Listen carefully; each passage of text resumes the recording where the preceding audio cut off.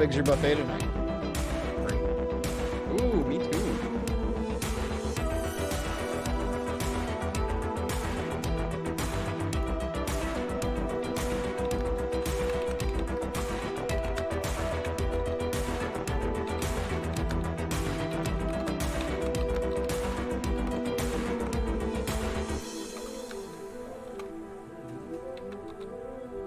And I am your host, Poonsauce McNasty. Another galaxy.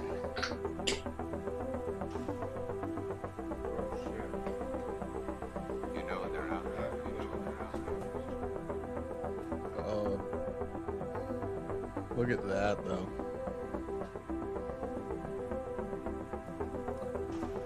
That phone's gonna fucking come right up in over. You Oh, know maybe they're not. out there, don't you?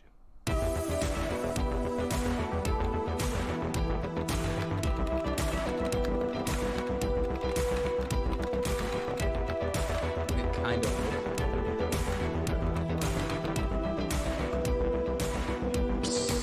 Yeah. I like nitros because you can just turn them upside down on the board.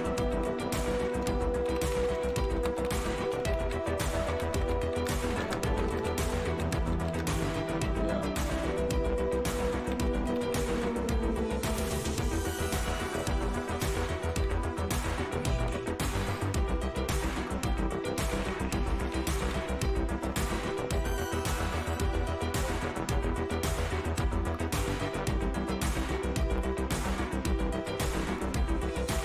Is British.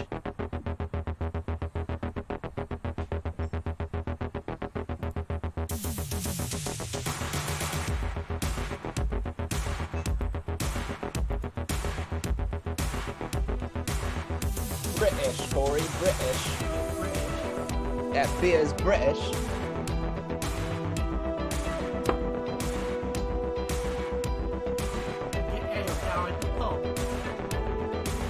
Drinking a, I don't know how to properly say stout in English. It's a double chocolate stout.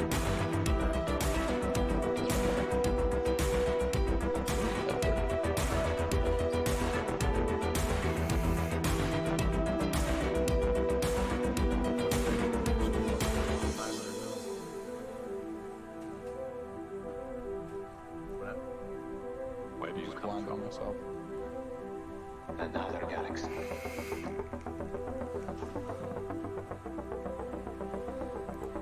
You know they're out there.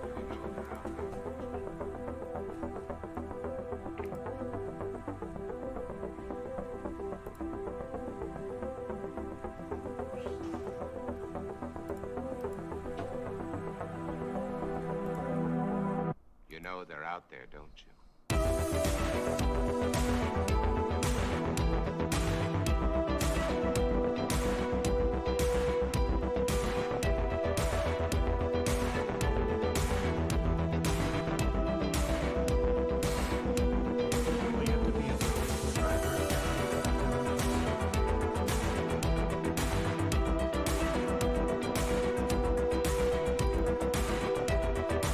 Oh, is that article paywalled? Leave it out. I mean, we can talk about it briefly. Like, if you want to share it, we can let people know that article's paywalled, but...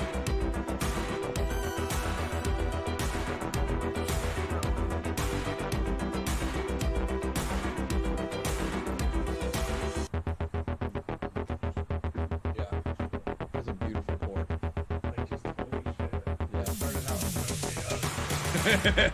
Maybe that's what it needed. We can talk about this accidental quitting. Yeah. Accidental quitting.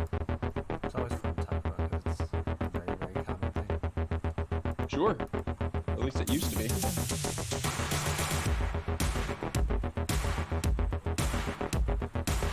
Oh, it's like a little rubber plug. It's fun. Time to start the intro. Boom. Yeah, it's like a little butt plug in your beer can. In the history of television, great men and women have Yeah. brought us up-to-the-minute news as it happens. Well, it's From unused. the moon landing to the dangers But you could of open up the can, secondhand get it out, smoke. and then use it Sometimes they even while make it still us has laugh. beer in it. So that The way one it's thing like that stays you're the like same, proofing your everyone stout. wants to know what's in the news. From the Voss News Network, your hosts, Poonsauce Butt chug it, McNasty, bro. and to give the show some credibility, Logan Butt chug. Exhales. And Get you now, drunk quick. back to the studio. Butt chug. Is it? Is it smooth? Yeah, Dark, long it takes Logan to rich, notice smooth, live. yeah. it's very. Wait for it. I wonder how a car bomb would be with one of He doesn't those. even notice people. He doesn't even notice. You ever had an Irish car bomb? Yeah. Oh, dude, I love Irish He's car not even bombs. looking. He's not up. Is he I'm paying not attention looking. now? Are we live yet? I think I might have just secretly put us live while you were facing the other way talking about Irish car bombs and shit. Okay, so anybody out there in YouTube land, I want to know if you've ever had an Irish car bomb They're amazing. because they are delicious, and I refer to them as a dangerous drink. If it's done right, it tastes like chocolate milk. Exactly, dude. It tastes just like a milkshake. Uh-huh. If they're done right, if you take 8 ounces of Guinness, 1 shot of Jameson, it has to be Jameson, in the Guinness, and then you drop a shot of Bailey's Irish cream into that glass, and then chug, tastes like a milkshake. You don't even taste the booze. Magical things happen in that glass.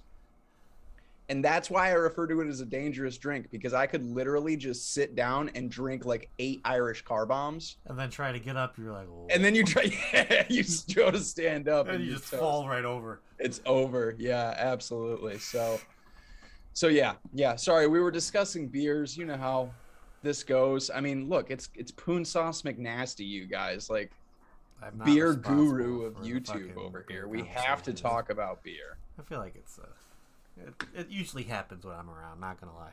Last time I checked, you were rapidly approaching 500 subs. Have you hit it yet? No, almost. I think You're I'm almost like, there? I think I'm fucking like 25 or 24 away. So close. You guys better be sharing. Yeah. Share this. Share it all over the place.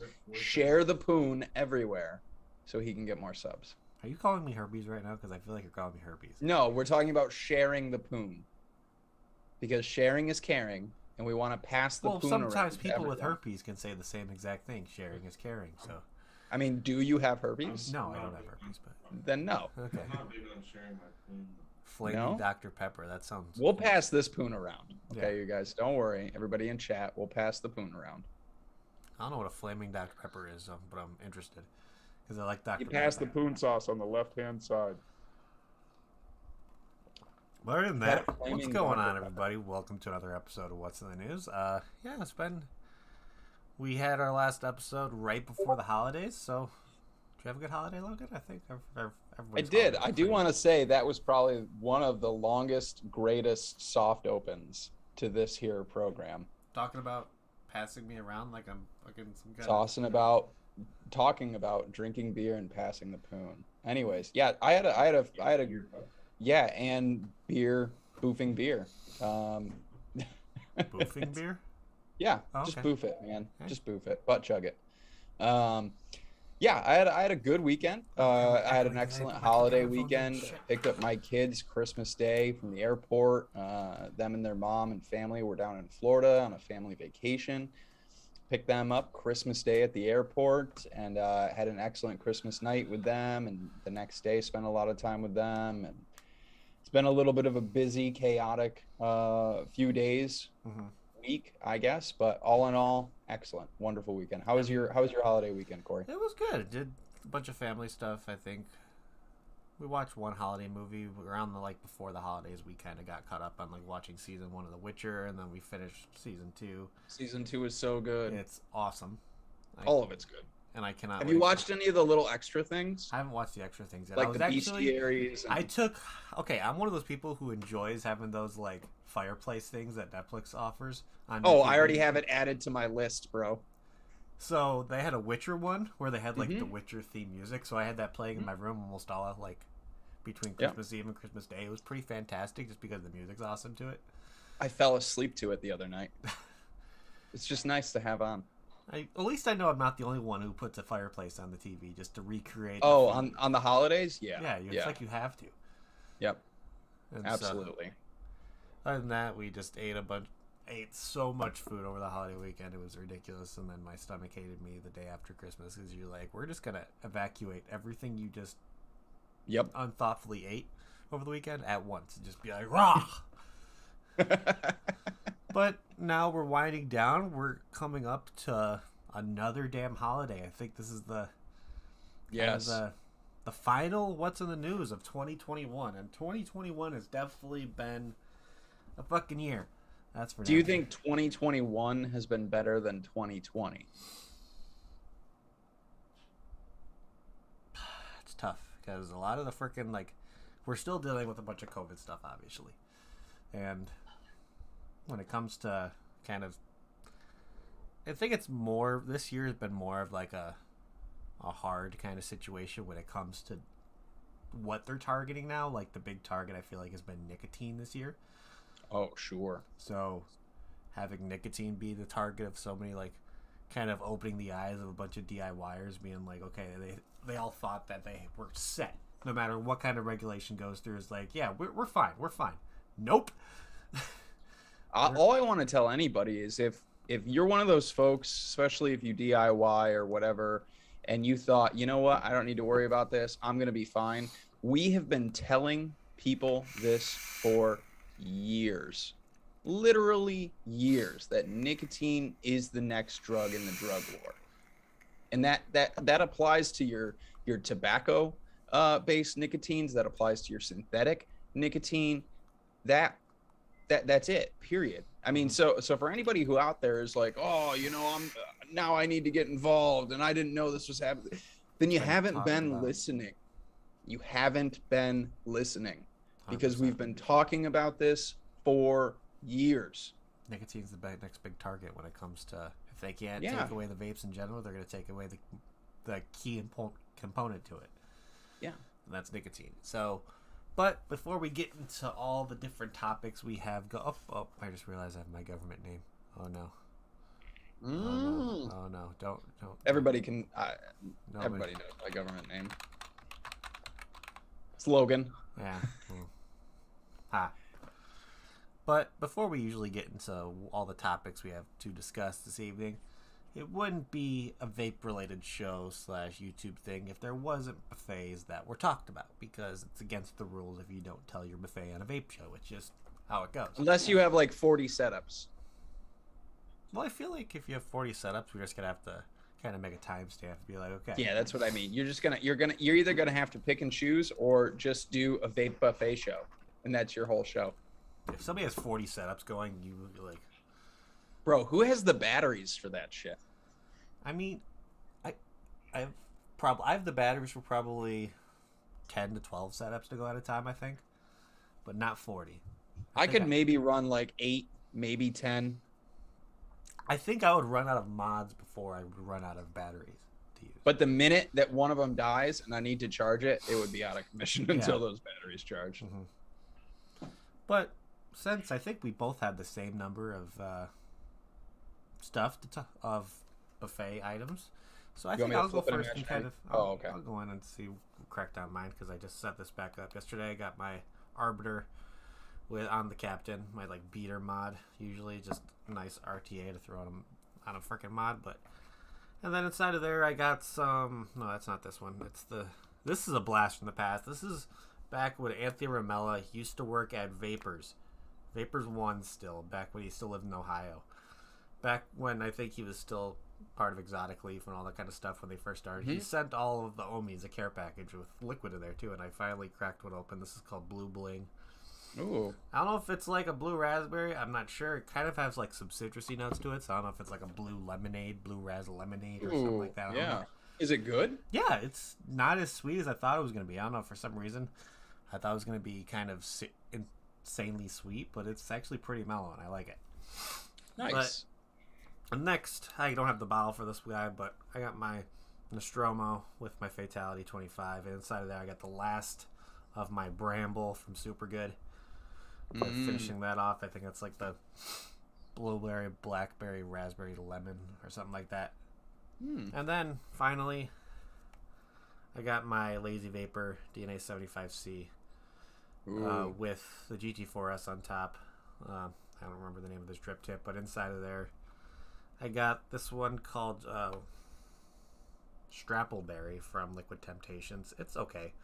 Strawberry, appleberry. Yeah, to me, it needs sweetener. That's all I'm going to say about that one. It needs a couple drops of super sweet in there, and I think it would be good. Because it has that kind of, at the end, leaving it dry. Like that dry, yeah. That dry mutedness to it. Mm-hmm. But overall, it's still vapeable. It's just, some companies just to like enhance that kind of flavor that kind of comes out dry, is add a little bit of super sweet. Yep, not too much. Yeah, just a couple Just drops. enough to round out the finish. If it had super sweetener, I think it would be a bomb liquid, but it doesn't, so it's just kind of a little bit of an okay dryness in it. But yeah, it is what it is. Yeah. But other than that, that is all I got going tonight. What about you? Standard daily driver, the Aegis, whatever it is, Innikin's light on top, unlabeled mystery liquid inside. No, it's just some blood orange champagne from Wayne over at DIY or Die. Next up, the Abyss with the ether on the inside. I got a little gold mini duo from DHD on top of there. In that, I've got some Solace.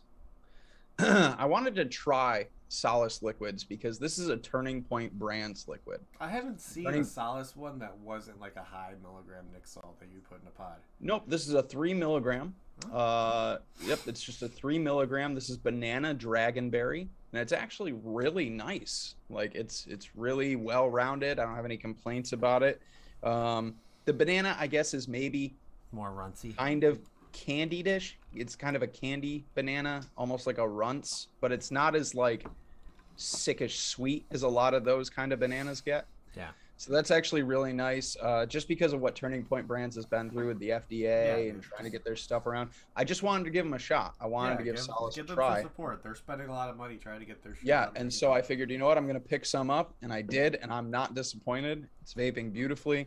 And then last up, I got this little gem right here. I got the Avalanche V1 from Snowcap Citadel sitting on top with a, I believe this is an amber Chiquita tip from DHD.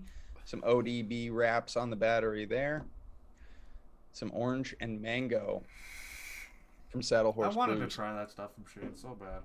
You can't get it anymore. Yeah, I know. I savor my Saddle Horse Blues liquids now. Probably thinking about what they're like, hey, you still got any leftover bottles?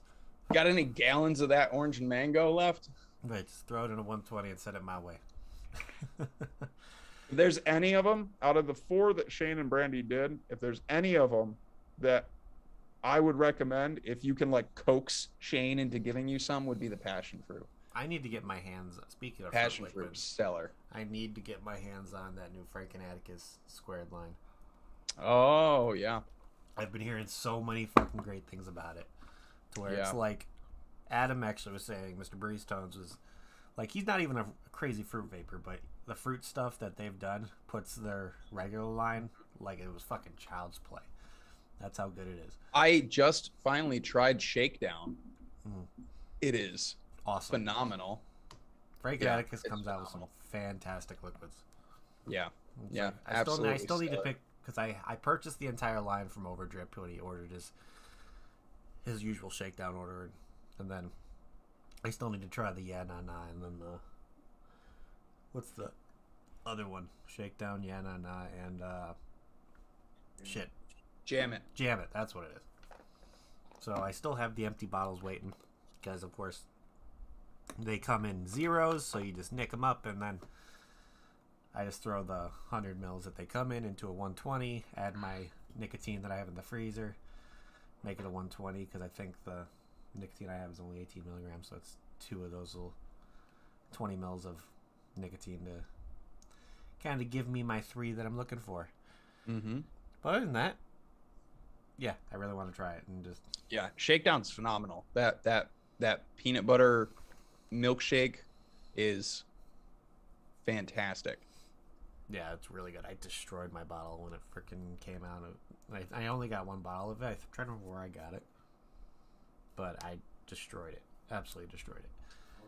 But other than that, yeah, I think it's time for us to start getting into some stuff. I know we have a few things to talk about to wrap up the year a little bit. I was going to take the lead on this one because there's a couple of different things that we kind of shared with each other over the past couple days, seeing what's going on, seeing what we can round out the year with, some year-ending stuff still happening. Well, I want to still happening. Yeah, you sent me one here from UPI.com. It's a great kind of news platform where they put a lot of good information out there. They put a lot of good information out there, and I'm gonna share this one in chat for everybody. Throw this in chat for anybody who wants to keep read along. So the topic of this one is called "E-cigarettes may help smokers quit even if they didn't intend to," and it kind of talks about a different kind of article that Jim McDonald did. Was it today? He came out with one that there's a study that vapors knew that quitting accidentally when it comes to smoking, going over to vaping, is a real thing.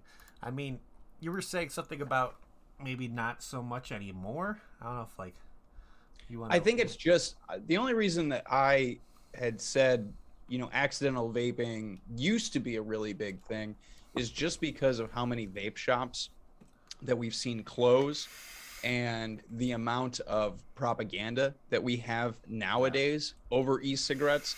Less and less and less people are walking into vape shops and trying vaping for the first time. Or I think I saw something where Avail closed 100 shops. Yeah, at least 100. Accidental quitting is still very much a thing, but it is almost entirely exclusive to convenience stores at this point. I would imagine, at least. For most people, I think initially too, accidentally quitting smoking with vapor products tends to be kind of a gas station, convenience store, quick, easy pickup thing. And then people would transition into vape shops and stuff. But I think one of the biggest things that's holding back that accidental quitting now is all of the negative press, all of the publicity, all the propaganda that's out there, because people are just less likely to pick it up and give it a shot if all they've heard about it is bad news. I do actually, so you shared that article. Yeah, I'm actually going to share kind of a coast, something that's very similar that Jim. What I just shared is the actual study. Okay. From JAMA Network. That's the actual study to this. And if you want to look at what Jim McDonald's thoughts, he kind of had a little bit of the same kind of articles. Well, of course, we want to support people that are helping support the industry, so Jim McDonald's always somebody we want to support just because he's doing so much when it comes to spreading information out there, along with all these other kind of news outlets that are making this information readily available for everybody, of course. It's just, I'm trying to remember, Brian Dunleavy is the one that wrote this on UPI, and he does a lot of good kind of article writing on UPI for vaping as well. I've seen a lot. So let's start going here. So on December 28th, daily electronic cigarette use motivates smokers to transition from traditional cigarettes, even if they have no plan to quit the habit. A study published Tuesday by JAMA Network Open found, you can see in the chat, there's the actual study, to where among 1,600 active smokers who had no intention to quit at the start of the study, 28% who used e-cigarettes or vaping devices daily stopped smoking traditional cigarettes within 12 months. So, yeah, 28%. 28. What's 28% of 1,600? Let's see. I think that's around. I don't know. I'm sure there's an actual number there for how many people. Somewhere. In the study, they break it down by ethnicity. Mm-hmm. They break it down by age. Yeah. And then we got here, let's see. Meanwhile, just under 6% of those who did not use e-cigarettes daily quit traditional smoking cigarettes. So it's about 6% just quit cold turkey, it seems. So yeah, that would be with either they just quit by some other means, they picked up a different product, they maybe using snooze or Yeah, sure. Something like that. Yep. Or they just quit, I guess, Yeah. They don't really go into a lot of detail about that other 6%, but. And it's crazy here because it says here that daily e-cigarette users in the study were 8 times more likely to quit smoking traditional cigarettes than a non-daily users, according to the researchers. For daily cigarette smokers who have written off quitting, or findings suggest that daily vaping may give some of these smokers hope to quit smoking for good and a viable pathway out of smoking. Study co-author Karen Kaza, I think that's how you say it, told UPI in an email. How can vaping do that? We speculate in the group of cigarette smokers that some will realize that they have been able to go day by day without smoking cigarettes because they're getting their nicotine from vaping. And research pretty much about, let's see what else here we got. Okay, so she was at the Roswell Park Comprehensive Cancer Center in New York and Buffalo, New York. Let's see, about 45 million people in the U.S. smoke regularly, including about 5 million middle and high school age teens, according to the Center for Disease Control.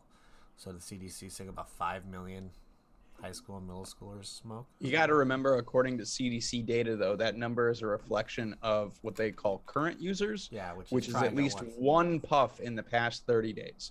So the vast majority of those 5 million youths that are vaping are teenagers that had a puff at a party, tried their buddy's Juul, bought a puff bar, something like that.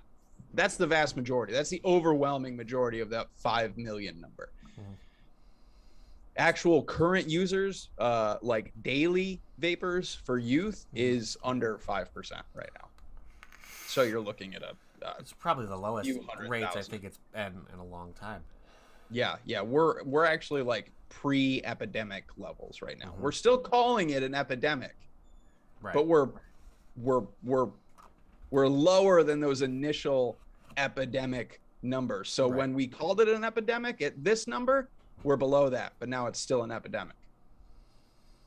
Okay, so what they're saying here also is, so pretty much what it averaged out to all the people who did the study, it was like, it's about 1 every 4 smokers were, 1 out of 4 tobacco users vaped. So pretty much that's a pretty good ratio, I'd say, out of the people in the study. So like, if anybody's a tobacco user, 1 out of the 4 of them is at least going to be somebody who's using vapor products or any kind of alternative. And earlier studies that investigated the potential benefits of vaping devices as a tool for helping smokers quit produced mixed results. For example, research published last year found that the devices helped adults quit, but actually encouraged young people to take up on the habit, which I'm curious how that kind of worked when it comes to teenagers doing teenager things. Yeah. Cool. You're just kind of explaining what it's like to be a teenager, curiosity, and wanting to try shit. And for the study, Kazan and her colleagues studied the effects of vaping on smoking cessation on nearly 2,500 adult daily cigarette smokers who are not using e-cigarettes and had no plans to quit ever smoking at the start of the research. Among the participants, 38% smoked 20 to 29 cigarettes per day, and 13% smoked 30 or more cigarettes a day. Ooh, damn. Heavy. Yeah, that's. I used to know a guy who smoked 4 packs of cigarettes a day. Did he talk like this? Because I feel like he didn't have a trach or anything. But he just had the freaking heavy rasp. Yeah, he definitely talked like this. Talk like I constantly hacking and But he would literally just light a cigarette off the butt of his last one. They just chain smoke. Yeah, that's just crazy. It's like 2 packs a day, bro, or 4 packs a day, something like that. I was closer to like when I smoked cigarettes. I was closer to maybe like one pack the most. Sometimes I do. Oh yeah, I was steadily a pack a day smoke. I mean, when I started smoking at 14, it did not take me long to go from like a few cigarettes a day to a whole pack, maybe a handful of months at best. So for 12 years, I was a pack a day smoker, unless I was drinking. Then I was probably like a pack and a half. Yeah, it also depended on like the activities that were happening. Like if I was out with friends, depending on other substances that evening, then I've had situations where I've gone through 2 packs in a day. Definitely remember feeling like shit the next day after that. That's for damn sure. Oh, that second pack will really fuck you up. Yeah, but see here. Let's see what else we got here. Nearly 2,300 of the study participants began using e-cigarettes daily at the start of the study, while the remainder did not. So that's still pretty good from the study saying they did 2,500 adult cigarette smokers and 2,300 of the study participants began using e-cigarettes. That's a pretty damn good kind of ratio right there. Which just over 6% of the participants discontinued cigarette smoking by the end of the study, which is great. Absolutely great. Being able to get people off the derrigs or the durries or whatever. I don't know. I like Australians and how they describe cigarettes. It's funny than just saying like a cigarette. It's like the durries or something like that. It's just a nice Australian way to say it. I like it for some reason. But yeah, this is a really cool article that came out showing about how this study works and just overall gave some really good information that most vapors already knew about, to be honest. Knowing the accidental quitting is a very, very big possibility when it comes to kind of just being introduced to vaping in general. So the possibility of this happening and it just reconfirmed that something we all knew already. It's just kind of having another kind of line of a study that we can use in our favor, which I think is really good. And both this article and the one Jim McDonald did a fantastic job on kind of explaining everything about it. So now that you have two sources of information to kind of go off of and get people information that way, so I think it's wonderful, absolutely wonderful seeing multiple kind of outlets being able to express information like this is really cool. But I know you wanted to talk about something that was mentioned in my state, which is interesting. So there's two little state laws that could be starting in January 1st. I don't know if you want to take the lead on that. Sure. Let's see. I can share this. Here, while you're reading it, I can share it for you. I'm already copying. Oh, okay, perfect. So this comes from Keller and Heckman. Some folks out there may be familiar with Azim Chowdhury, who is an attorney, lawyer. Something. Either way, this article says 2 new state laws could disrupt the vapor industry. On January 1st, 2022, 2 new state laws will become effective in Illinois and in Oregon and could cause significant disruption to the vapor industry. On January 1st, 2022, SB 0512, the Preventing Youth Vaping Act, will take effect in Illinois. SB 0152 considers an electronic cigarette to be adulterated and prohibited for sale if it is required by the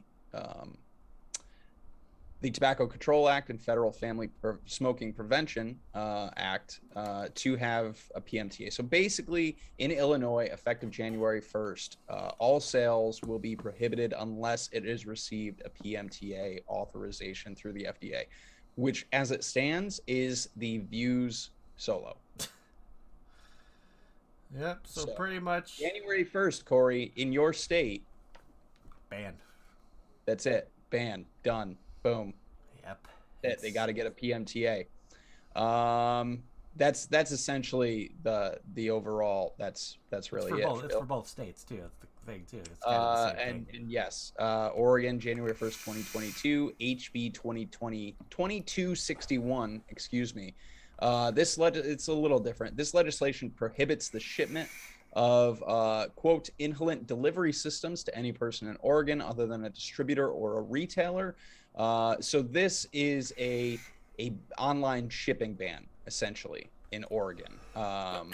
It is not a flavor ban. It is a shipping ban.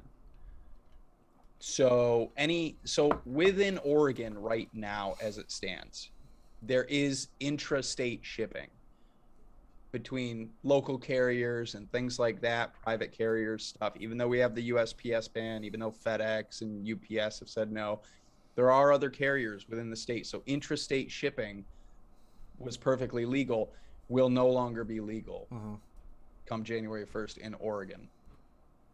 So yeah, essentially this is B2C. Right. So as long as Oregon does all the things they're supposed to do and can check all the boxes according to the PACT Act and things like that, B2B will still be available, to my knowledge, but B2C will no longer be a thing. So it's like brick and mortars only, practically, is what it's coming Yeah, down to. brick and mortar only. Illinois, they're just saying screw brick and mortars completely. Here's your View Solo from 2012. That's what you get. Which, in my opinion, they're not going to be able to enforce it. It's going to be something that comes out. Their vape business is going to go on as usual January 1st.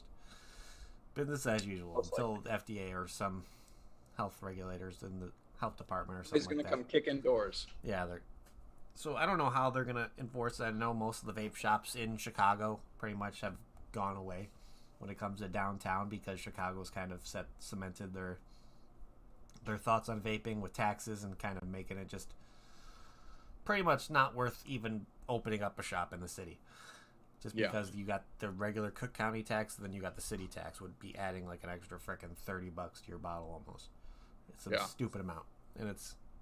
But now there's been flavor bans that have been trying to go through in the state of Illinois for years. There's been the hearings and all that stuff when it comes to it gets halted, it gets pushed back, it gets halted, but then since you have what's his name being the state representative of Illinois, which is just Raja, him just shoving it down the legislators in Illinois' throat practically every time he speaks. I mean, look, if he would just get out of bed, Pave and all of these anti-vaping moms, if he would just crawl out of this anti-vaping prohibitionist orgy that he is dove headfirst into.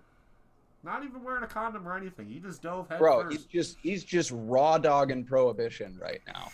And it's gross. And like Raja, he was recently. I feel like that needs to be a sure. When did Raja start doing all of his anti-prohibition stuff? Here's the thing too, like he's very much a supporter of bodily autonomy when it comes to women's reproductive rights.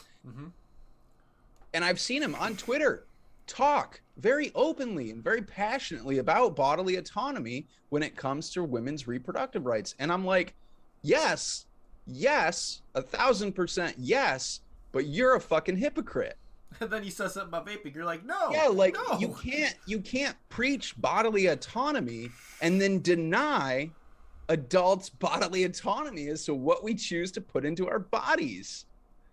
I feel like there needs to be a shirt that says Raja Krishnamurthy raw dogging prohibition. Raw dogging prohibition, bro. Like, so it said. And it's just deeply disappointing. And I think personally, when it comes to Raja, he's still very much an anti-drug. He's a drug warrior. You know, he wants to win the war on drugs. Newsflash, Raja, drugs won. They won the war. Period. That's it. Yep. Drugs won the war. But yeah, it's that's what's happening in Illinois. It sucks. It really does suck because I mean, you guys are looking at New York law. I mean, we've had a flavor ban in effect since 2019. So we've got. I don't want to say it'll affect me because I haven't purchased anything when it comes to liquid in this state for years. I haven't, like, when it comes to people that know people within the industry, have connections and all that kind of stuff, you'll be fine. It's those people who are only everyday vape shoppers. The 70-year-old grandma who still has her freaking V8 stick that goes in there, buys her coils and her favorite liquid, and then comes back next week. Those are the people that we got to round up all those old-timey vapors and get them into Discord. Oh God. We can hook them up with connections. I've been in enough vape shops to where trying to get them to change their own coil head is like, whoa. Sure. So getting them in like a digital platform like this is just like, oh no. Yeah, it can be a lot, you know. And the saddest part is a lot of people, especially older generation folks, are going to opt to just go back to smoking than trying to navigate some network that's underground network. Right. They're just going to go back and buy the cigarettes they used to smoke. Something that that's the reason why they did. That's why they made the switch, because it was still readily available and they were able to make a healthier alternative for themselves. Now that the government completely just cut them off for their healthy alternative, it's like, well, I'm just going to go back and just do what I was Do you doing. have a lot of reservations? Do you have a lot of native land? No, in not in Illinois? Not in Illinois. No. It's when you See, start. that's going, one of the benefits that we have here when in you start New going York. up to Wisconsin, kind of going towards like Minnesota and all that, and kind of northern Right. Wisconsin. That's when you start seeing like the reservations. Yeah, we're fortunate here in New York that we do have a number of reservations. There's a lot of native land here in New York. Not like a lot. There should be more than there is, Right. but there is. And a lot of reservations have chosen to still continue selling what they can get access to selling, which is where I go. I go to a vape shop right out here in the Tonawanda reservation, and I support them and I support the tribe out there and whatnot. But yeah, out in Illinois, I guess not so much. It's just a really kind of the sucky thing about it is like Chicago law just turns into the law of the state practically 95% of the time, just because it's whenever anybody thinks of Illinois, they think of Chicago. That's just how it is. So it's like how other legislators, when it comes to different states, if California does it, they're gonna do it, kind of thing. Where it's if Chicago does it here, most of the rest of the fucking state's gonna get impacted by it somehow. So, kind of knowing a lot of different like shop owners within the area and all that You see that stuff. a lot. Sorry, I didn't mean to cut you off. No, You you're see good. that a lot here in New York. Not with the city. The city and New York and upstate are kind of always at heads. They're kind of always button heads. But within the upstate, within the state of New York, excluding the city, you see that a lot with Albany law. So if like Albany does something, the rest of the upstate New York, A lot of the rest of the state will follow suit. Yeah. So kind of similarly to like you were saying with Chicago and the rest of the state, we see that here with Albany a lot. So a lot of us are kind of always fighting Albany, you know. But it's like knowing the kind of the vape shop owners that I know in the state of Illinois and like the northwest suburbs and all that stuff. I feel like they will still be okay. We have the knit group of Chicagoland area vape shop owners and stuff is used to be a very, very tight group. I don't know if it's kind of changed at all since I've kind of gotten out of like talking to those people and spending a lot of my time around those kind of vape shops, around those people, and kind of discussing what's going on and all that kind of stuff. I'm not sure if those relationships are still there, but as far as I remember, a lot of the relationships that these shop owners had with distros and people all over the place were able to still get their products into them. There were of course, some shops that are just in for it for the money. It's just how it is, unfortunately. There's some of them that are one of the biggest chains within the northwest suburbs, and they're just going to continue to freaking go with what's popular and not kind of cater to if e-liquid stuff's not selling or kind of, they're not going to change it. They're just going to bring in freaking different CBD. kind of CBD and just not try to. Yeah, they're all kinds of doing that shit. So it's like about the shops that don't care, but it's like when it comes to shops that do care around here, they're very shop owners in the Chicagoland area are very passionate if they're doing it for the right reason. I know a couple shop owners right now. I'm not sure if I haven't been to the location in forever, but if anybody's ever in the Chicagoland area and go over to Strictly Vape, they had a location Downers Grove. They had one in where is it? Starts on an L. I don't think it was Lamont, but they had 3 locations at one point. Great people. The owners, husband and wife. Husband's an ex-cop, and then the wife is just somebody who loves vaping, and she's turned that store. I've been around them. I treat them like they're like my family whenever I used to hang out with them. They're amazing people when it comes to being shop owners and caring about the everyday vapor. They always brought in like new stuff. They noticed anything that was kind of changing within like the trend of liquids. They would always kind of try to like not just get the name brands. They try to get things that kind of we're in that same kind of realm of like, okay, you notice the flavor profiles that are popular right now. Let's not use these freaking big like Reds and Jam Monster and all that stuff. Let's get smaller companies that kind of have those same profiles and bring those in. Yeah, sure. So that they're a smaller business helping out other small businesses as well. And those are shops I love to support just because they kind of set the message of like what being a small business is all about, and showing support to everyday vapor. They always just do really fun stuff, have like get-togethers at the shop meetups. They used to have cloud comps and all that stuff. It was just a really fun time whenever I got to go over there, and the group they had over there was just a great group of people, and I'm hoping they're not impacted by this. I know if Tish is ever going to be doing something, that's one of the her name's Trisha, one of the shop owners. She's a tough cookie. She's not going to fucking have She's her not shop. going to roll over and die for this, huh? No, she's going to stay fighting, and she always is. So I'm confident in that shop to do so. I'm just hoping that some of these other shops in the area can kind of just keep fighting through. I don't know if business has been kind of as usual when it comes to kind of getting business back after the COVID thing, because I haven't been to really any vape shops since. I kind of... One thing I guess I'm not 100% clear on, and I probably have to go... Nope. There it is. Under this law, an electronic cigarette is broadly defined as any device that employs a battery or other mechanism to heat a solution or substance to produce a vapor or aerosol intended for inhalation. Any cartridge, or container of a solution or substance intended to be used with or in the device to refill the device, or any solution or substance, whether or not it contains nicotine intended for use in this device. That would also incorporate cannabis. That would be kind of asinine, in my opinion, since I mean, broadly, is that's written here. So I believe 2020 is when we turned rec. And the amount of money the state has made since becoming legal in cannabis has been insane. Absolutely insane when it comes to revenue and all that kind of stuff. So shops kind of getting their hands... See, that's... But I think that's...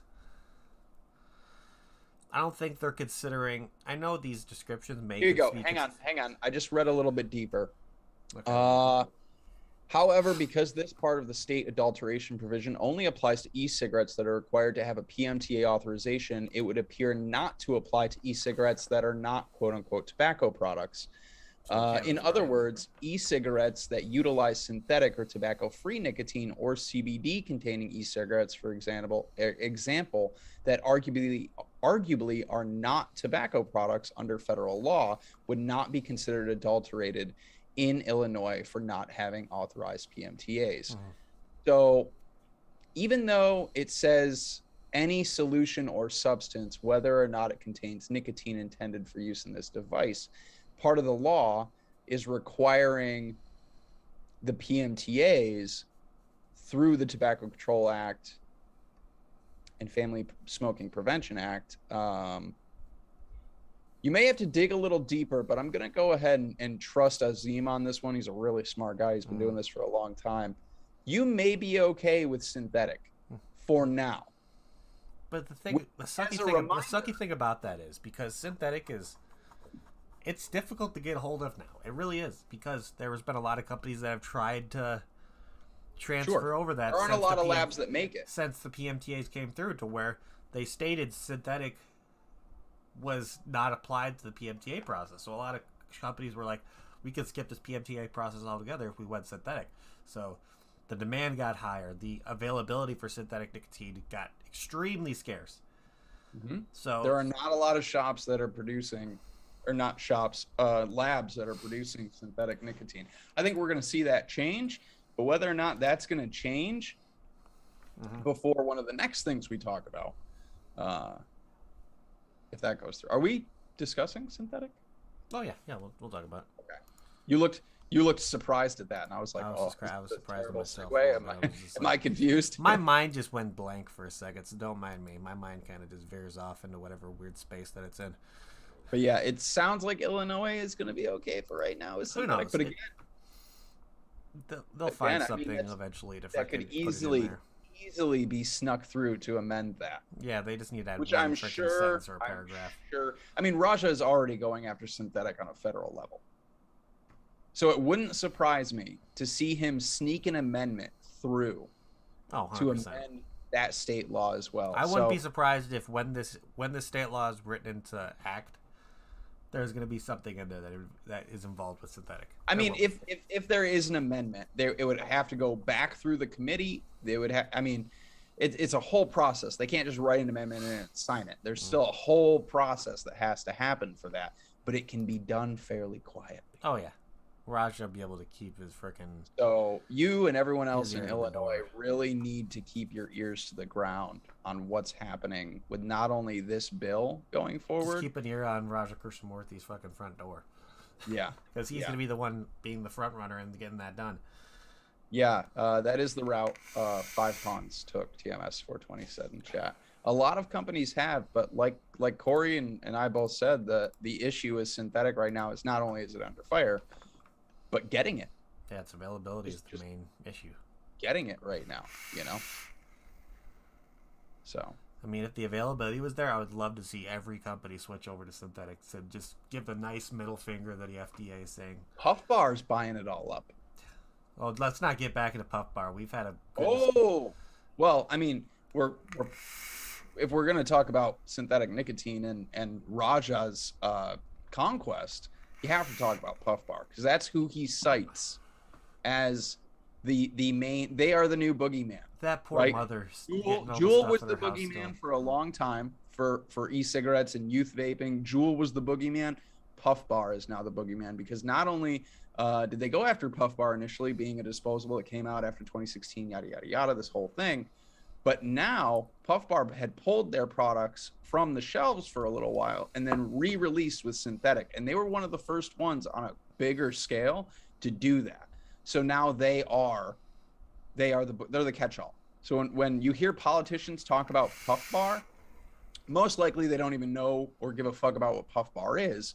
What they're really referring to is synthetic nicotine. I feel like Puff Bar doesn't even know what they are at this point. Let's be honest here. Puff Bar doesn't even know who owns Puff Bar, They're bro. such a shady company. I mean, you Yeah. heard me. That was a while ago when we did that. The breakdown of Puff Bar, where their address to their freaking facility was one of the mother's house. Yeah, dude, Puff Bar is a wild. What you want to talk about? That's a rabbit hole. That is a giant rabbit hole you will get lost in. There was an interview with 2 of the claimed, owners or whatever of Puff Bars a while ago. I don't remember what the interview was on, some interview program or whatever. But either way, they did an interview, and yeah, they're just, and you don't even know if those are the actual owners or whoever. They're they were just like joke. two young kids. I mean, not kids. They were maybe mid-20s, late 20s. They're just out of college guys. Yeah. Pretty much what it was. They're people just out of college trying to start a business and not knowing a damn thing about it, but somehow becoming millionaires overnight. Yeah. So then since we're still on the kind of situation of talking about synthetic nicotine, this article came out. This is where we're going to kind of end it with. Before I think I'll search for, after this, I'll search for a nice little funny thing for us to talk about to kind of end the year on a funny note, hopefully. So, and then before you do that, I just want to talk about Denver super quick. So yeah, go ahead while you're talking about Denver, I'll be sneak searching that in before you do your happy article. So I'm gonna put this in chat for you guys. If you guys aren't on vaping360.com, if you don't have it bookmarked, you need to change that because Mr. Jim McDonald is always putting out great content over there. Of course, you haven't followed him on Twitter. He's a great advocate over there as well. So I'm gonna throw this link in chat for you guys right now if you want to follow along. Since we're on the topic of synthetic nicotine.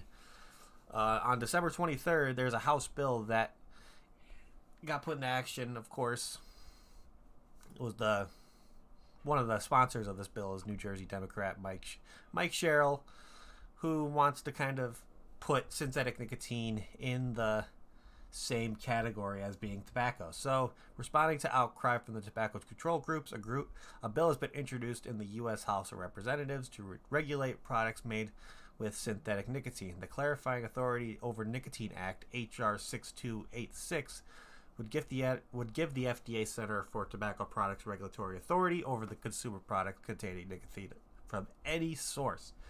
So pretty much that bill would give the FDA the ability to say that's a tobacco product. And yeah. They don't need any research behind it. You extracted that nicotine from 4.6 billion eggplants? Still tobacco. That's all that bill is giving them the authority to call it whatever the hell they want. That's exactly what this bill does, is it just grants the FDA regulatory authority over synthetic nicotine, which it currently does not have. Mm-hmm.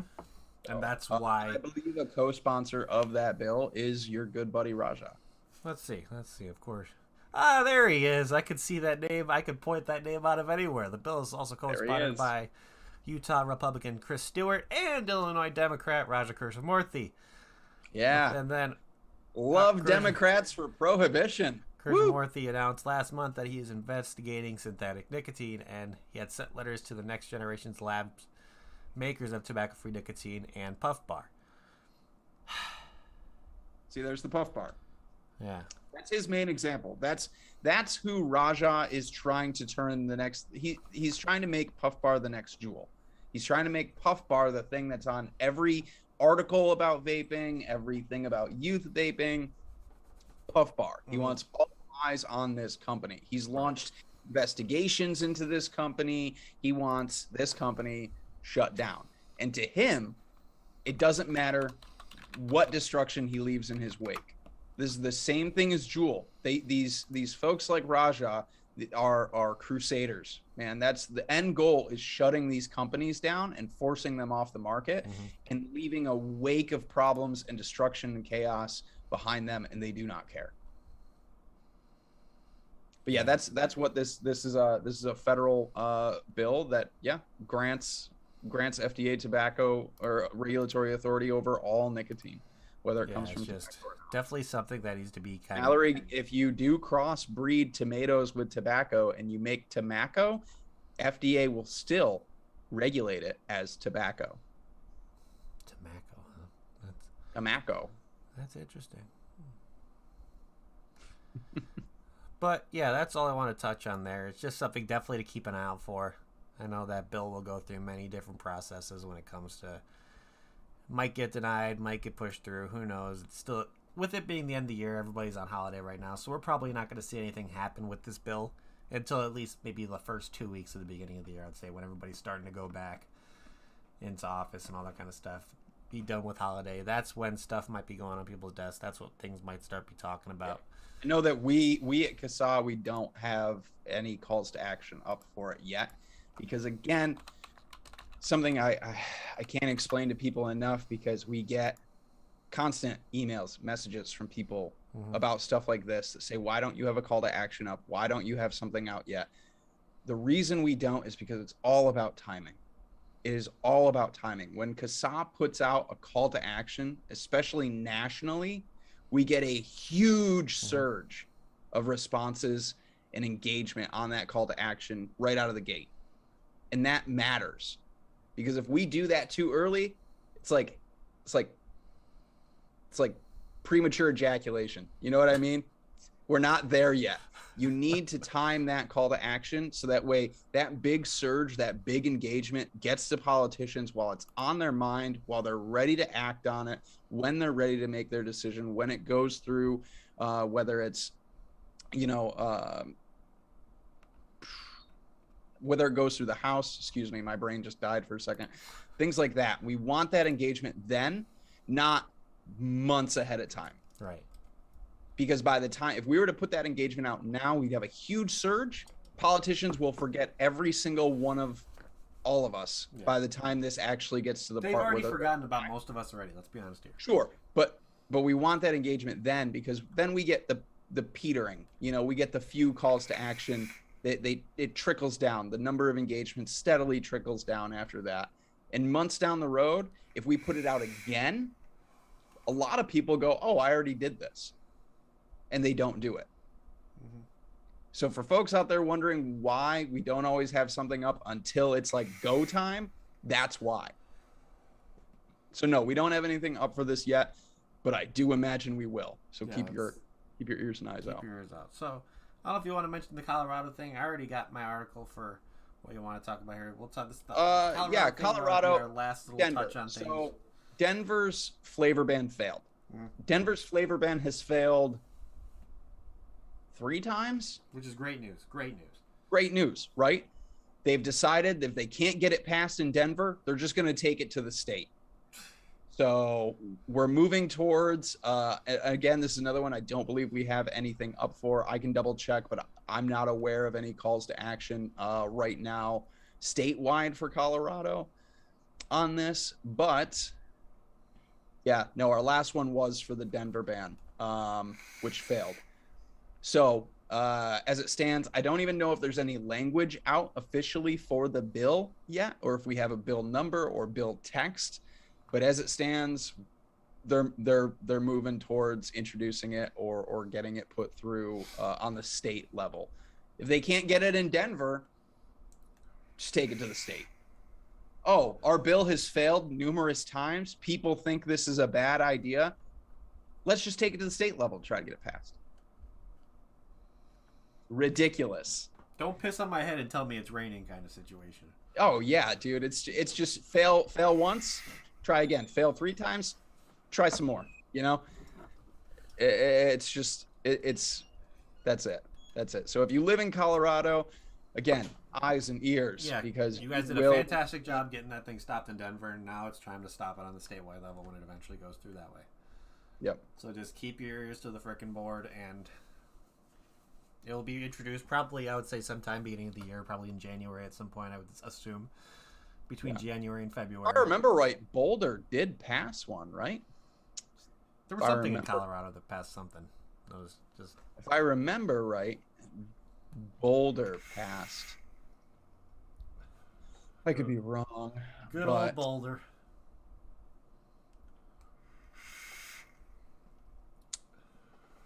I don't know. We don't have it. We just have state stuff here on Casas. We don't have anything specific to like Boulder. But flavor bans. Additional flavor bans in the state: Aspen, Boulder, Carbondale, Glenwood Springs, and Snowmass Village. So yeah, Boulder did. We do have it on the site. It was just wasn't sticking right out to me. But it is on Casas. So yeah. Now, we'll just take it to the state level. Yeah, That's it for what I got on Colorado. Yeah, Colorado's just going through some shit. It looks like the rest of the states are. Illinois is under fucking fire right now when it comes to our good friend Raja. Oregon. And just all kinds of crap. So Oregon moving towards this this B2C shipping ban come the 1st.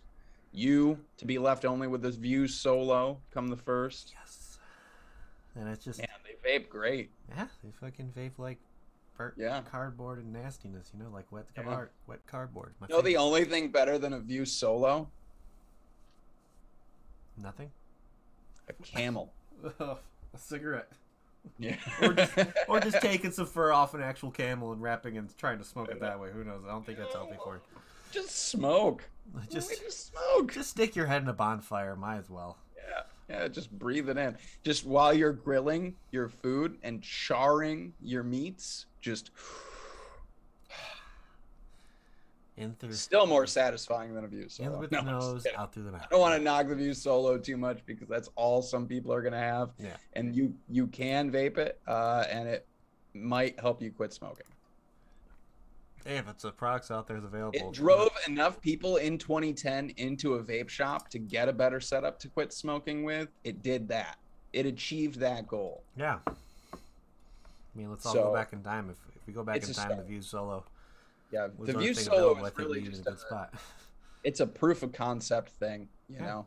It's an early first generation, maybe second generation e-cigarette. Oh yeah. Still running on a cartomizer, you know. Beautiful thing. But I think it's time for us to kind of change the pace a little bit. Things with the end of 2021 being pretty much done. Tomorrow's New Year's Eve. Yeah, holy crap, we're literally a day away from 2022. We wanted to end it on a kind of a little bit funny note, because this is an interesting one I found. UPI also has a nice kind of... Corey, Friday is New Year's Eve. Wait, so it's a fucking... It's Wednesday today. Ah, right. That, Don't mind me. Yeah, wait, no. I'll be over here. I'll be over here. Don't worry. Friday. Friday. Yeah, Friday's New Year's Eve. Don't mind me. But UPI also does a good job at coming out with some very interesting news articles as well. Like, they just came up with one right here that says, letter that arrived 68 years late, returned to family. So, U.S. Postal Service is kind of cracking down on their shipping times, I guess. I don't know how long the tracking would actually still stay in place for that, but on December 28th, a Minnesota woman who delivered a letter that had been mailed to our address 68 years earlier than it was able to return the long correspondence to family member in the intended recipients. Susan Norton, who moved to her home in Morgan Park neighborhood of Duluth in October, said a mysterious letter recently appeared in her home. I looked at this and said, oh, it's from Copenhagen. It's from 1953. Oh, my God. The letter addressed to Mr. and Mrs. Ed Nelson announced the birth of a baby named Jimmy. Norton enlisted the help of the Morgan Park community page on Facebook to help identify the family who used to occupy her home. She said locals on her page were able to help contact Connie and her home, Ed Nelson's granddaughter, who lived in Ohio. Alderholm, whose mother sold the house after inheriting it from her late grandparents, said that the letter was authorized by her parents and announced the birth of her brother Jim. She said her father was deployed in Germany at the time and couple was in Copenhagen when her mother went into labor. Norton said that contacting Alderholm was also solved the mystery of why Jim and Connie was engraved on her back steps. So, my grandma Ed did that, I'm pretty sure. Alderholm said. She said that her grandfather did a lot of construction in the house himself. So, Alderholm said that the letter was a nice reminder of her brother who recently died. So, that's kind of crazy that the letter that was supposed to go to somebody 68 years, you said? and now that person's dead because he got sick. And he, like, what was it say? Letter is a nice reminder. Let's see. Okay, so passed away last August. So, that's just, to me, that's just interesting. How could a letter be shipped 68 years late and finally get returned back to sender? Somebody dusted off a bin in the back of a post office somewhere and was like, hey guys, I think we got a letter here. I think we missed this. Send it out. Oh no, they got to pay for the updated postage. Can't send it out. Postage isn't a wheat penny anymore. That's just like 68 I think that's kind of a cool story too, because then you can kind of learn the history of the home you live in.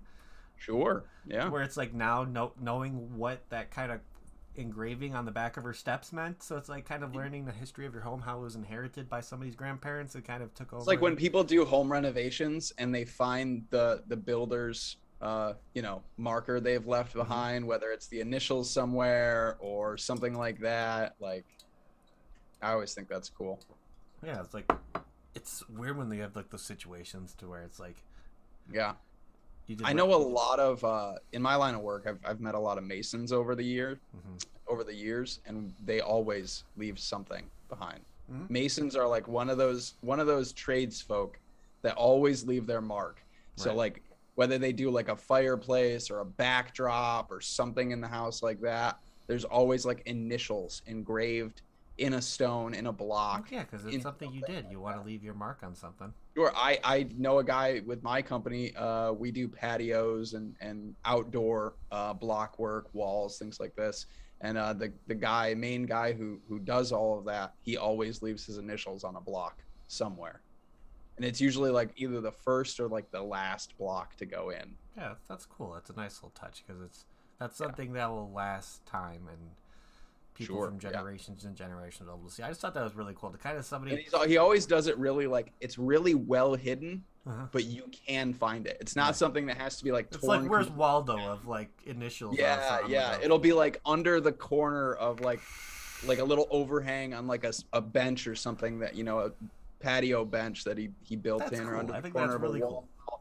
Or like on a patio right up near the house, tucked in, there'll be his initials on the corner block or something like that. Because it's like the equivalent of like saying you grew up in a house and you had like your young lover to where you put a heart in a tree and typed your initials, and then 20 years later. Especially with tradesmen and in their craft, it's just nice to leave your mark on something, Well, because it's your life. That's what you do for your 9 to 5, your everyday week. You want to kind of leave something that I don't engrave anything on fences when I build them, but when I do wood fences, a lot of people out here, I'm not going to go through how to build a fence, but either way, when you cut your posts, a lot of people, especially around here, just cut them flat. I always angle the cuts on my posts at a 45 on the inside. It gives the homeowner something nice to look at, because when you own the fence, you get the shit side of the fence. Everybody else gets to see the nice side of your fence. And so that's something I do, and that's kind of like my mark. That's like a thing that I do that like nobody else in this area does. So if you were to drive around, you know, the greater Rochester area or like Batavia area, Western New York, and you see wood fences and they're 45, it's a good chance that it was me. Oh yeah, Scott, that's pretty damn awesome. Where it's like, house was built in 1920 in the crawl space and yard, or a constant treasure trove for antique garbage. Oh, I can't tell you how many things I've dug up in the ground doing fences, dude. Like I've dug out like a few years ago. I got into a hole to set a post, and the further down I went, the more I started finding broken glass, little bits of bottles and stuff. And so I stopped putting my diggers down in there. I started digging by hand, pulling all this glass out. Before I knew it, I was pulling out whole bottles, whole glass bottles, dude. And I got somewhere in the realm of like 40 bottles out of the ground. Insane. Were there like anything on them, or they were just blank? And some of them were old as shit, dude. I still have a few of them. Like alcohol? Were they alcohol or something like that? Hang on. I wonder if like he's probably digging up, like, you know, there's time capsules people put in their yard and stuff. I wonder if like he's dug up any time. We'll ask him when he gets back. Here's one of the little ones that I pulled out of the ground. This is a glass Listerine bottle. That's crazy. Look at that. That's just history right there.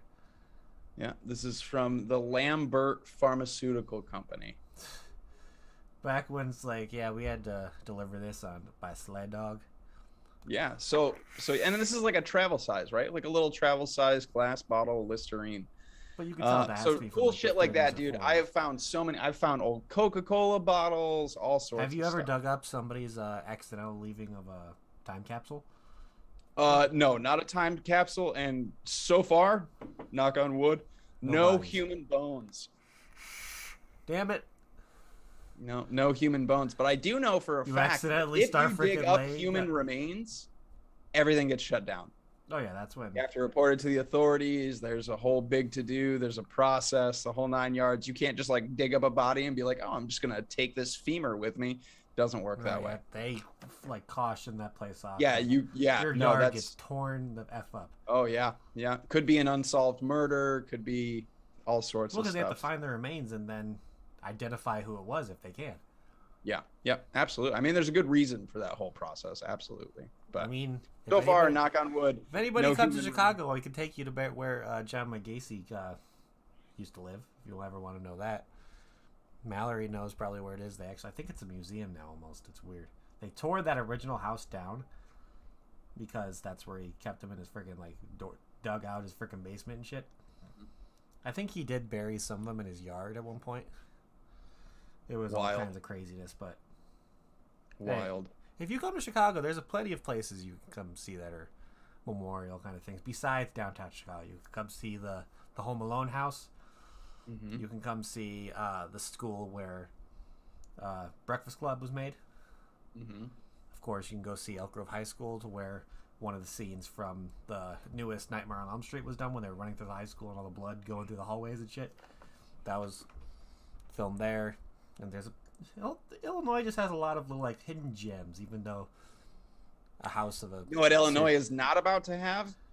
Vaping products. Flavored e-liquid. Just flavored vapor products, yeah.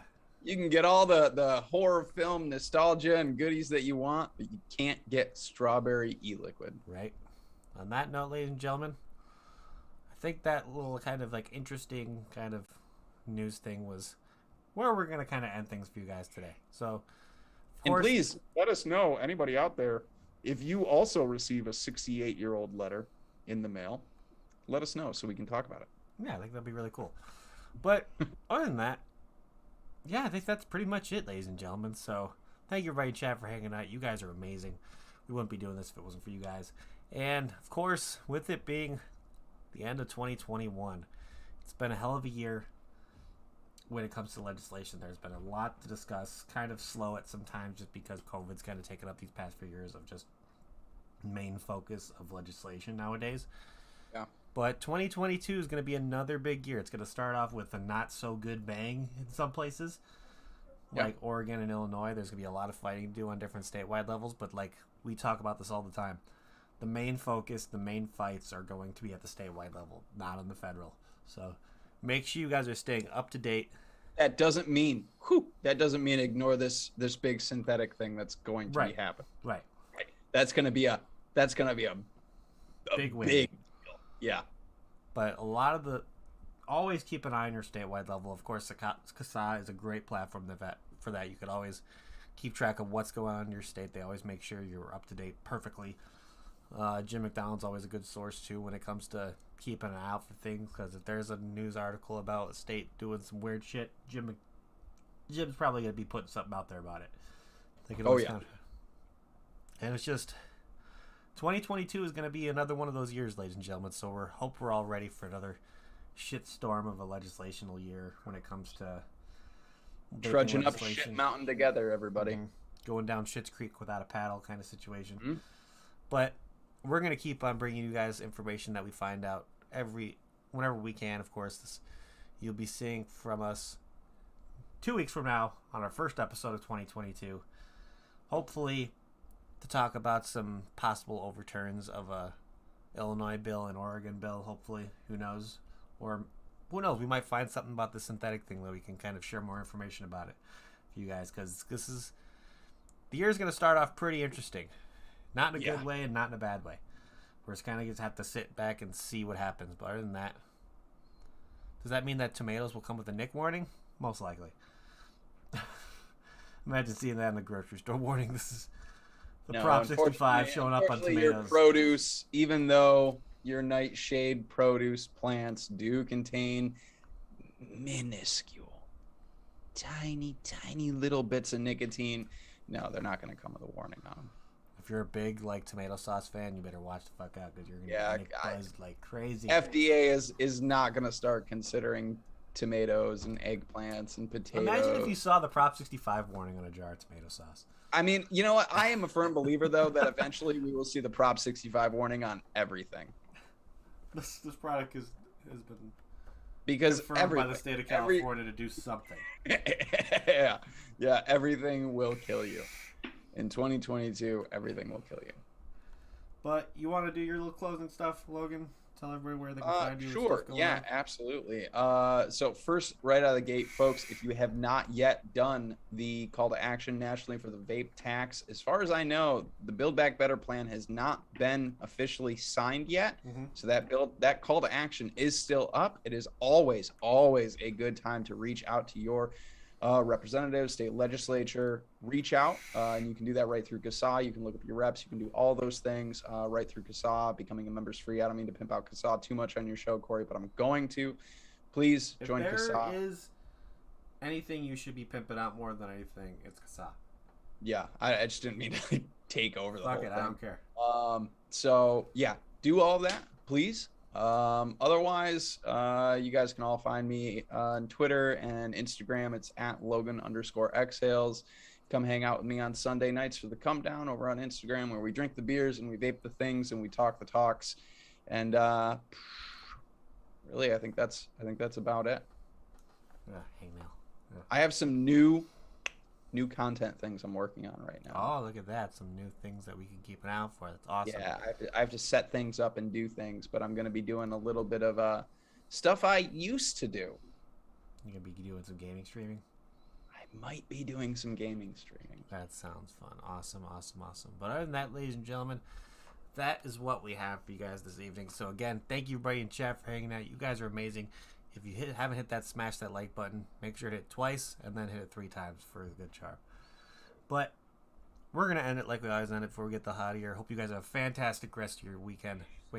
Rest of your week. Have a good weekend. Have a fantastic New Corey's Year. Still trying to figure out what day it is. I don't know what day it is anymore. I've been off all week. The days are blending together. You guys have a fantastic New Year. Fantastic holiday weekend. Stay safe. Don't do anything stupid. Don't do anything I would do, because I most likely would do something stupid.